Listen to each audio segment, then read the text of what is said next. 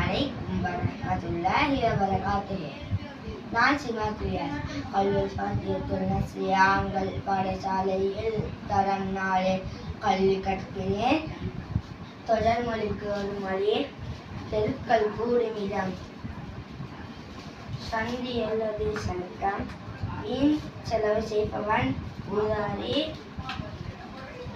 மற்றவர்களை பற்றி அக்கறை இல்லாதவன் சுயநலவாதி, தான் பிறந்த நாட்டை நேசிப்பவன் தேசபிமானி, முனிவர்கள் வசிக்கும் இடம் ஆற்றினவன், தேர்தல் ஒன்றில் போட்டியிடுபவர் வேட்பாளர், தாய் தந்தை இழந்தவன் அனாதை, நம்ப முடியாததை கட்டுக்கதை, ஒரு தாய் வயிற்றில் பிறந்த சகோதரர்,